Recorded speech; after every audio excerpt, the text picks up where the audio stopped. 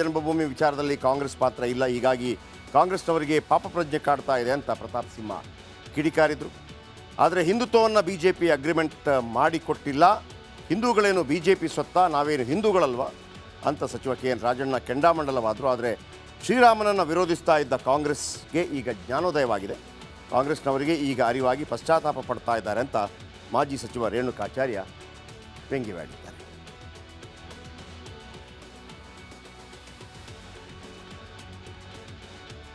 ಹೌದಪ್ಪ, ಈಗ ನಿಮ್ಮ ಮೀಡಿಯಾದಲ್ಲಿ ಪದೇ ಪದೇ ಏನು ಹಿಂದುತ್ವವನ್ನು ಹಿಂದೂಗಳನ್ನು ಏನು ಬಿ ಜೆ ಪಿಯವರು ಜಾಗಿರಿ ಕೊಟ್ಟಿದ್ದೀವ, ನಾವೆಲ್ಲ ಹಿಂದೂಗಳಲ್ವಾ, ಆದ್ದರಿಂದ ಪದೇ ಪದೇ ಅವರು ಓಟ್ಗೋಸ್ಕರ ಹಿಂದುತ್ವ ಹಿಂದೂಗಳು ಅಂತ ಹೇಳ್ತಕ್ಕಂಥದ್ದು. ಈಗ ಅಂಬೇಡ್ಕರ್ ಅವರು, ನಾವೆಲ್ಲ ಅಂಬೇಡ್ಕರೈಟ್ಸ್, ನಾವೆಲ್ಲ ಸಂವಿಧಾನ ಕೊಟ್ಟಿದ್ದರಿಂದ ನಾವೆಲ್ಲ ರಾಜಕೀಯ ಅಧಿಕಾರವನ್ನು ಅನುಭವಿಸ್ಲಿಕ್ಕೆ ಸಾಧ್ಯ ಆಯಿತು. ಅಂಬೇಡ್ಕರ್ ಏನಂತ ಹೇಳಿದ್ರು ಜ್ಞಾಪಕ ಇದೆ ಯಾರಿಗಾದರೂ?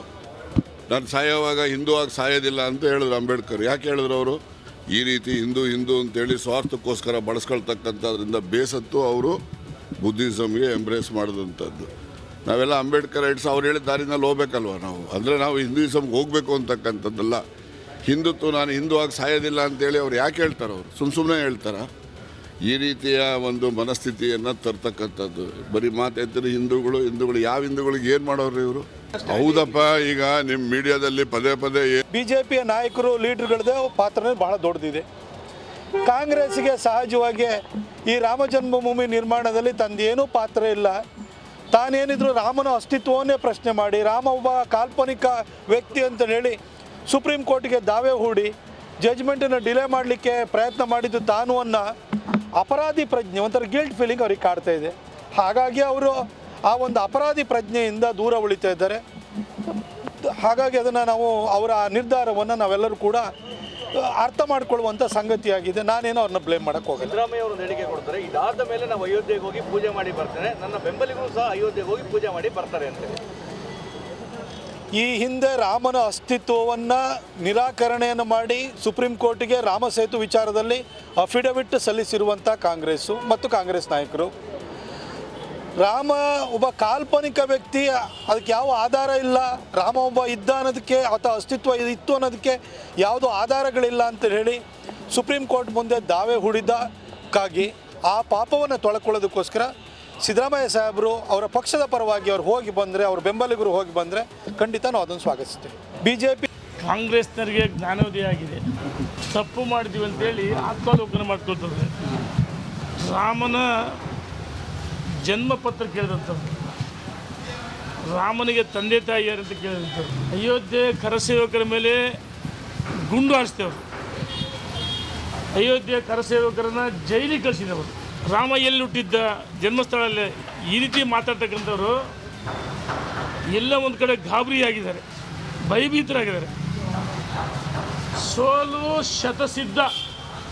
ಕಾಂಗ್ರೆಸ್ನರಿಗೆ ಜ್ಞಾನೋದಯ ಆಗಿದೆ, ತಪ್ಪು ಮಾಡಿದ್ದೀವಿ ಅಂತೇಳಿ ಆತ್ಮಾವಲೋಕನ.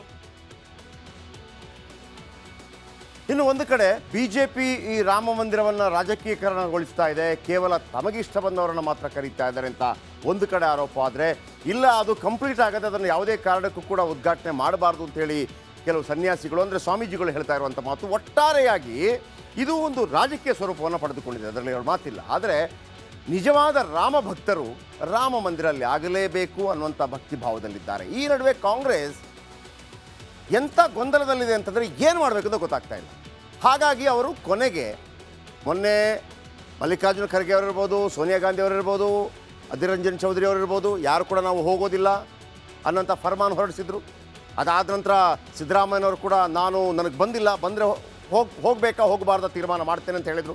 ಆದರೆ ಯಾವಾಗ ಕಾಂಗ್ರೆಸ್ AICC ಇಲ್ಲ ನಾವು ಹೋಗೋದಿಲ್ಲ ಅನ್ನುವಂಥ ಪತ್ರಿಕಾ ಪ್ರಕಟಣೆಯನ್ನು ಮಾಡ್ತು, ಕಾಂಗ್ರೆಸ್ ಎಲ್ಲ ಅಂದ್ಕೊಂಡ್ಬಿಡ್ತು ಇಲ್ಲ ನಾವು ಯಾರೂ ಹೋಗೋದಿಲ್ಲ ಅಂತ. ಆದರೆ ಉತ್ತರ ಭಾರತದ ಅನೇಕ ಕಾಂಗ್ರೆಸ್ ನಾಯಕರು ಹೋಗೋದಕ್ಕೆ ರೆಡಿ ಇದ್ದಾರೆ. ಯಾಕಂದರೆ ಇವರು ಇಲ್ಲೇ ಪ್ರಾಬ್ಲಮಲ್ಲಿ ಸಿಕ್ಕಾಕೋತಾ ಇರುವಂಥದ್ದು. ನಾನು ಪದೇ ಪದೇ ಹೇಳ್ತಾ ಇರ್ತೀನಿ, ಅನೇಕರು ಕಾಂಗ್ರೆಸ್ ಕೂಡ ಹೊಟ್ಟಾಗ್ತಾರೆ ಹಿಂದೂಗಳು, ಅವರು ಕೂಡ ರಾಮ ಭಕ್ತರಾಗಿರ್ತಾರೆ. ನೀವು ಯಾವ ಕಾರಣಕ್ಕಾಗಿ ಅವರ ರಾಮ ಭಕ್ತಿಯನ್ನು ಪ್ರಶ್ನೆ ಮಾಡೋದಕ್ಕೆ ಕಾಂಗ್ರೆಸ್ನವರು ಯಾರು? ವೋಟ್ ಆಗ್ತಾ ಇದ್ದಾರೆ ಅನ್ನೋ ಕಾರಣಕ್ಕಾಗಿ ಕಾಂಗ್ರೆಸ್ನವ್ರು ಹೋಗಬಾರ್ದು ಅಂತ ನಿರ್ಧಾರ ಮಾಡೋಕ್ಕೆ ಕಾಂಗ್ರೆಸ್ ಯಾರು ಮನಸ್ಸಿದೆ ಅವರು ಹೋಗಬೇಕು ಅಂತ ಹೇಳಬೇಕಲ್ಲ. ಈಗ ಹೇಳ್ತಾ ಇದ್ದಾರೆ, ಅವ್ರಿಗೆ ಅರ್ಥ ಆಗ್ತಾ ಇದೆ, ರಾಮ ಭಕ್ತಿ ಇದ್ದರೆ ಹೋಗಿ. ಇದು ಯಾರು? ಮಲ್ಲಿಕಾರ್ಜುನ ಖರ್ಗೆ ಅವರು ಹೇಳಿರುವಂಥದ್ದು. ನಾವು ಹೋಗೋದಿಲ್ಲ ಅಂತ ಹೇಳಿದಂಥವರು, ರಾಮನ ಮೇಲೆ ಯಾರಿಗೆ ಭಕ್ತಿ ಇದೆ ಅವರು ಹೋಗಿ. ಅಯೋಧ್ಯೆಯಲ್ಲಿ ರಾಮ ಮಂದಿರ ಲೋಕಾರ್ಪಣೆಗೆ ಕಾಂಗ್ರೆಸ್ ಹೋಗಲ್ಲ, ಕಡ್ಡಿ ಮುರಿದಂತೆ ಪತ್ರಿಕಾ ಪ್ರಕಟಣೆ ಹೊರಡಿಸಿರುವಂಥ ಕಾಂಗ್ರೆಸ್ ಇದೀಗ ಯಾರ್ಯಾರು ರಾಮಭಕ್ತ ಇದ್ರೂ ಹೋಗಿ ಇದೇ ಕ್ವಶನನ್ನು ಇದೇ ಪ್ರಶ್ನೆಯನ್ನು ಕಾಂಗ್ರೆಸ್ ಯಾಕೆ ಈ ರೀತಿ ತನಗೆ ತಾನೇ ಹಳ್ಳ ತೋಡ್ಕೊಳ್ತಾ ಇದೆ ಅಂತಂದರೆ, ನಾನು ಮೊನ್ನೆಯಿಂದ ಒಂದು ಪ್ರಶ್ನೆಯನ್ನು ಕೇಳ್ತಾ ಇದ್ದೀನಿ.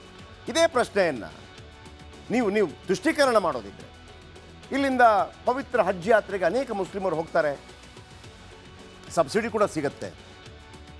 ಇಷ್ಟೆಲ್ಲ ಪ್ರಶ್ನೆ ಮಾಡೋರು ಅಲ್ಲಿ ರಾಮ ಮಂದಿರ ಇದೆ, ಇಲ್ಲಿ ರಾಮ ಮಂದಿರ ಇದೆ, ಅಲ್ಲಿಗೆ ಹೋಗ್ಬೇಕಂತ ಕೇಳೋರು ಇಲ್ಲಿಯೂ ಮಸೀದಿ ಇದೆ, ಅಲ್ಲಿಯೂ ಮಸೀದಿ ಇದೆ, ಹಜ್ಜಿಗೆ ಯಾಕೆ ಹೋಗ್ತೀರಿ ಅಂತ ಕೇಳುವಂಥ ಧೈರ್ಯ ದಮ್ ಯಾರಿಗಾದ್ರೂ ಇದೆಯಾ? ಹಾಗಂತ ಇದು ಅವರನ್ನು ಎತ್ತಿ ಕಟ್ಟೋದು ಇವರನ್ನು ಎತ್ತಿ ಕಟ್ಟೋದು ಅಂತಲ್ಲ. ವ್ಯಾಟಿಕನ್ ಸಿಟಿ ಅಂತ, ವ್ಯಾಟಿಕನ್ ಸಿಟಿ ಅಲ್ಲಿ ಪೋಪ್ ಇರ್ತಾರೆ. ಪೋಪ್ ಕರ್ನಾಟಕಕ್ಕೂ ಬಂದಿದ್ರು ಒಮ್ಮೆ, ಪೋಪ್ ಜಾನ್ ಪಾಲ್ ಮಂಗಳೂರಿಗೆ. ವ್ಯಾಟಿಕನ್ ಸಿಟಿ ವಿಶ್ವದ ಅತಿ ಶ್ರೀಮಂತ ಮತ್ತು ಅತೀ ಪುಟ್ಟ ದೇಶ ಅದು. ಜೆರುಸಲೇಮ್ ಇದೆ. ಜೆರುಸಲೇಮ್ಗಾಗಿ ಯಹೂದಿಗಳ ಮಧ್ಯೆ, ಕ್ರಿಶ್ಚಿಯನ್ರ ಮಧ್ಯೆ, ಮುಸ್ಲಿಮರ ಮಧ್ಯೆ ಅಲ್ಲಿ ಜಗಳಗಳಾಗ್ತಾ ಇದೆ. ಅಲ್ಲಿಗೆ ಯಾರಾದರೂ ಯಾಕಪ್ಪ ಜಗಳ ಮಾಡ್ತೀರಿ ಅಂತ ಯಾವತ್ತಾದ್ರೂ ಕೇಳಿದ್ದೀರಾ? ಯಾರು ಕೇಳೋಕ್ಕೆ ಧೈರ್ಯ ಇಲ್ಲ, ದಮ್ಮಿಲ್ಲ. ಯಾಕೆ ಹೋಗ್ತಾ ಇದ್ರಿ ವ್ಯಾಟಿಕನ್ ಸಿಟಿಗೆ ಅಂತ ಯಾವತ್ತಾದ್ರೂ ಕೇಳಿದ್ದೀರಾ? ಯಾಕೆ ಹೋಗ್ತೀರಿ ಜೆರುಸಲೇಮ್ಗೆ ಅಂತ ಯಾವತ್ತಾದ್ರೂ ಕೇಳಿದ್ದೀರಾ?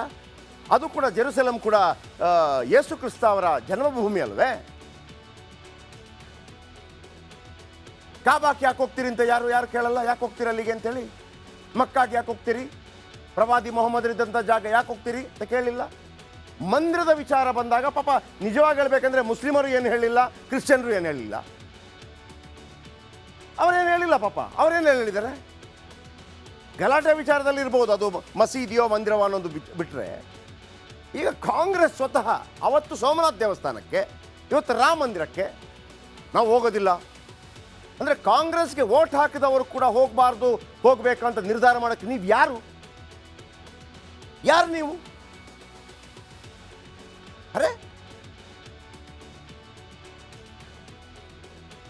ಹೀಗಾಗಿ ಕಾಂಗ್ರೆಸ್ ತನ್ನ ನಿಲುವನ್ನು ಬದಲಾಯಿಸಿಕೊಂಡಿದೆ. ಒಂದು ವೇಳೆ ಬಿಜೆಪಿಗೆ ವೋಟ್ ಹಾಕದ ಒಬ್ಬ ಇರ್ತಾನ್ರಿ ಹಿಂದೂ, ಅಲ್ಲಿಗೆ ಹೋಗಬೇಡಿ, ಇಲ್ಲಿಗೆ ಹೋಗಬೇಡಿ, ಇಲ್ಲೇ ಮಾಡಿ ಅಂತಂದ್ರೆ ನೀವು ಯಾಕೆ ನಿಮ್ಮ ಹೆಸರುಗಳನ್ನು ಚೇಂಜ್ ಮಾಡ್ಕೊಳ್ಳೋದಿಲ್ಲ?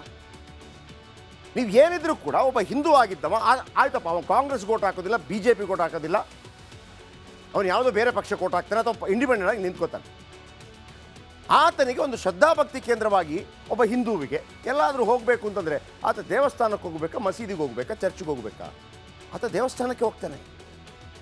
ಒಬ್ಬ ಜಾತ್ಯತೀತವಾದಿ ಆಗಿರುವಂಥ ಮುಸ್ಲಿಂ ಸಮೇತ,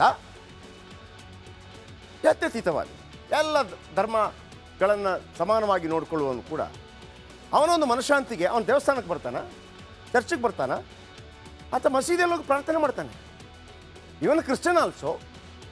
ನಾನು ಮೊನ್ನೆಯಿಂದ ಕೇಳ್ತಾ ಇರುವಂಥ ಪ್ರಶ್ನೆ, ಒಬ್ಬ ಮುಸ್ಲಿಂ ಆಗಿದ್ದವ ಒಳ್ಳೆಯ ಮುಸ್ಲಿಮನ್ ಆಗಿರ್ಬೋದಂತೆ, ಆತ ಮೆಕ್ಕಾಗೆ ಹೋಗ್ಬೋದು, ಮದೀನಾಕ್ಕೆ ಹೋಗ್ಬೋದು, ಅವನವನ ಉಪಾಸನಾ ಕ್ರಮವನ್ನು ಅನುಸರಿಸ್ಬೋದು, ಕ್ರಿಶ್ಚಿಯನ್ ಕೂಡ ಮಾಡ್ಬೋದು. ಹಿಂದೂಗಳು ಮಾತ್ರ ಜಾತ್ಯತೀತವಾದಿಗಳಾಗಿರ್ಬೇಕಂತೆ, ಅದು ಹಿಂದೂಗಳೇ ಹೇಳೋದು. ಹಾಗಂತ ಕೆಲವು ರಾಜಣ್ಣ ಹೇಳಿದ್ರಲ್ಲ ಯಾವುದು ಒಂದು ವಿಚಾರವನ್ನು, ಅಂಬೇಡ್ಕರ್ ಅವರ ವಿಚಾರವನ್ನು. ಎಸ್, ಅಂಬೇಡ್ಕರ್ ಅವರ ಕಾಲಘಟ್ಟದಲ್ಲಿ ಭಾರತದಲ್ಲಿ ಆ ಥರ ಇತ್ತು, ಅಸ್ಪೃಶ್ಯತೆ ಖಂಡಿತವಾಗ್ಲೂ ಇತ್ತು. ಬಾಬಾ ಸಾಹೇಬ್ ಅಂಬೇಡ್ಕರ್ ಅವರಂಥ ಸಂತತ್ವ ಹೊಂದಿದಂತಹ ಒಬ್ಬ ವಿಶೇಷ ವ್ಯಕ್ತಿ ಭಾರತ ದೇಶದಲ್ಲಿ ಹುಟ್ಟಿ ಬಂದ ಕಾರಣಕ್ಕಾಗಿ ಅದನ್ನೆಲ್ಲ ತೊಡೆದು ಹಾಕುವಂಥ, ಸಂವಿಧಾನವನ್ನು ಬರೆಯುವಂಥ, ಎಲ್ರಿಗೂ ಸಮಾನ ಹಕ್ಕು ಸಿಗತ್ತೆ ಅನ್ನುವಂಥ ಹೋರಾಟಗಳು ಕೂಡ ಆಯಿತು, ಬಂತು. ಇವತ್ತು ಅಪರಾಧ ಅಂತ ಆಯ್ತಲ್ಲ, ಅದು ಅಪರಾಧ ಅಂತ ಆಗಿದೆಯಲ್ಲ. ಹಾಗಿದ್ರೆ ಅಸ್ಪೃಶ್ಯತೆ ಅನ್ನೋದು ಭಾರತದಲ್ಲಿ ಮಾತ್ರ ಇದ್ದಿದ್ದ? ದೇಶ ವಿದೇಶಗಳಲ್ಲಿ ಇತ್ತಲ್ಲ. ಅಬ್ರಹಾಂ ಲಿಂಕನ್ ಅವ್ರಿಗೆ ಇತ್ತಲ್ಲ, ಅದು ಕಪ್ಪು ಬಿಳಿಯ ಇತ್ತಲ್ಲ. ಮಹಾತ್ಮ ಗಾಂಧಿಯನ್ನು ರೈಲಿನಿಂದ ಹೊರಗೆ ತೆಗೆದು ಬಿಸಾಕಲಾಯ್ತಲ್ಲ, ಅದು ಭಾರತದಲ್ಲಿ ಮಾಡಿದ್ದಲ್ವಲ್ಲ. ಅದರ ಅರ್ಥ ನೆಲ್ಸನ್ ಮಂಡೇಲ ಜೈಲಲ್ಲಿ ಇದ್ರಲ್ಲ, ಎಲ್ಲ ಕಡೆ ಇದು ಇತ್ತಲ್ಲ. ನಿರಂತರವಾಗಿ ಪ್ರವಹಿಸ್ತಾ ಬದಲಾವಣೆಗೆ ಬರಬೇಕಲ್ಲ, ಬರ್ತಾ ಇದೆಯಲ್ಲ ದೇಶ. ಒಂದು ರಾತ್ರಿ ಬೆಳಗಾಗೋದ್ರೊಳಗೆ ಆಗೋದಿಲ್ಲ ಅಲ್ವಾ ಎಲ್ಲವೂ ಕೂಡ. ಹಾಗಿದ್ದಾಗ ಬಹುಸಂಖ್ಯಾತ ಹಿಂದೂಗಳ ನಂಬಿಕೆ ಏನಿದೆ ಅದನ್ನು ಕೂಡ ಗೌರವಿಸಿ. ಮುಸ್ಲಿಮರ ನಂಬಿಕೆಗಳನ್ನು ನಿಮಗೆ ಗೌರವಿಸೋಕ್ಕಾದರೆ, ಕ್ರಿಶ್ಚಿಯನ್ರ ನಂಬಿಕೆಗಳನ್ನು ಗೌರವಿಸೋದಾದರೆ, ಒಂದೇ ಒಂದು ಹಿಂದೂಗಳು ಅಧಿಕ ಸಂಖ್ಯೆಯಲ್ಲಿರುವ ಈ ಭಾರತ ರಾಷ್ಟ್ರದಲ್ಲಿ ಬಹುಸಂಖ್ಯಾತ ಹಿಂದೂಗಳ ನಂಬಿಕೆಗೆ ಯಾಕೆ ಕೊಡಲಿ ಪಟ್ಟು ಹಾಕ್ತಾ ಇದ್ದೀರಿ ನೀವು? ಯಾರ ಮನಸ್ಸಿದೆ ಅವ್ರು ಹೋಗ್ಬೇಕಂತೆ. ಕಾಂಗ್ರೆಸ್ಸೋ ಬಿ ಜೆ ಪಿ ಯಾರ್ರೀ ನಾವು ದೇವಸ್ಥಾನಕ್ಕೆ ಹೋಗಬೇಕಾ ಹೋಗಬಾರ್ದು ಅಂತ ಹೇಳಕ್ಕೆ? ಯಾರು ನೀವು? ಇನ್ನೊಂದು ಕಡೆ ಯಾರೆಲ್ಲ ರಾಮ ಭಕ್ತರಿದ್ರೆ ಅವ್ರು ಹೋಗಬೇಕು. ರಾಮ ಭಕ್ತರು ಯಾರು ಹೋಗ್ಬೋದು ಹೋಗಬಾರ್ದು ಅಂತ ಡಿಸಿಷನ್ ಕೊಡೋಕ್ಕೆ ನೀವು ಯಾರು? ಮತ್ತೊಂದು ಕಡೆ ನಾನು ಸೋನಿಯಾ ಗಾಂಧಿ ಅಧೀರ್ ರಂಜನ್ ಚೌಧರಿ ಉದ್ಘಾಟನೆಗೆ ಬರಲ್ಲ, ರಾಮನ ಮೇಲೆ ಭಕ್ತಿ ಇದ್ದರೆ ಜನವರಿ 22ರಂದು ಅಯೋಧ್ಯೆಗೆ ಹೋಗಿ ಕಾಂಗ್ರೆಸ್ ನಾಯಕರಿಗೆ ಮಲ್ಲಿಕಾರ್ಜುನ ಖರ್ಗೆ ಸೂಚನೆಯನ್ನು ಕೊಟ್ಟಿದ್ದಾರಂತೆ.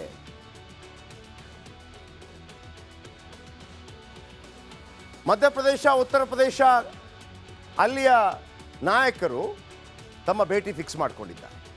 ಇಕ್ಬಾಲ್ ಅನ್ಸಾರಿ ಹೋರಾಟ ಮಾಡಿದಂಥವರು ರಾಮ ಮಂದಿರಕ್ಕಾಗಿ, ಅಲ್ಲಿ ಮಸೀದಿ ಆಗಬೇಕು ಅಂತ ಹೇಳಿ ಅವರೇ ಬರ್ತಾ ಇದ್ದಾರಂತೆ.